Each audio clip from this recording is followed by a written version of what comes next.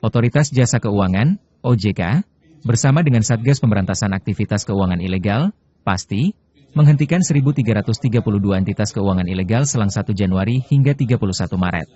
Kepala OJK Sulut Gomalut, Robert Sianipar, mengungkapkan, dari jumlah itu, terdapat 1.123 entitas pinjaman online, pinjol, ilegal yang berpotensi merugikan masyarakat.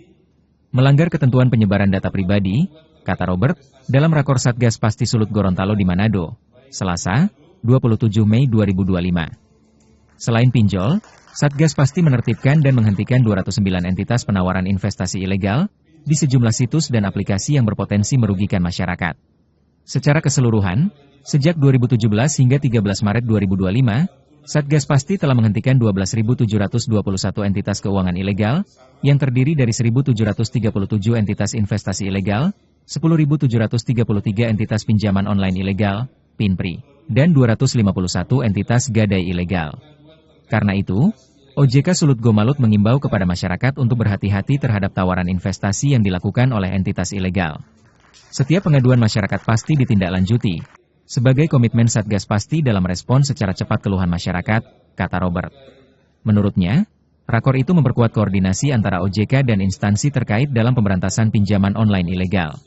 Terkait itu, OJK bersama anggota Satgas Pasti, serta didukung oleh Asosiasi Industri Jasa Keuangan, telah membentuk Indonesia Anti-Scam Center, IASC, atau Pusat Penanganan Penipuan Transaksi Keuangan. Pembentukan IASC merupakan langkah strategis dalam memperkuat sinergi antara anggota Satgas Pasti pelaku industri jasa keuangan, untuk penanganan kasus penipuan keuangan, scam, secara cepat dan efektif. IASC berperan sebagai forum koordinasi lintas sektor, yang melibatkan perbankan, penyedia jasa pembayaran digital, platform e-commerce, serta instansi penegak hukum, guna mendorong respons cepat terhadap pengaduan masyarakat. IASC melakukan langkah-langkah seperti penundaan transaksi, pemblokiran rekening terkait penipuan, identifikasi pihak terlibat, serta pengembalian dana korban yang masih memungkinkan. Sejak awal beroperasi, sampai dengan 30 April 2025, IASC telah menerima 105.202 laporan, yang terdiri dari 70.819 laporan disampaikan oleh korban melalui pelaku usaha sektor keuangan, yang kemudian dimasukkan ke dalam sistem IASC. Sedangkan 34.383 laporan langsung, dilaporkan oleh korban ke dalam sistem IASC. Jumlah rekening yang dilaporkan sebanyak 172.624, dan jumlah rekening yang sudah diblokir sebanyak 42.504. Sejauh ini, total kerugian dana yang telah dilaporkan sebesar 2,1 triliun rupiah, dan total dana korban yang sudah diblokir sebesar 138,9 miliar rupiah. Jelasnya lagi.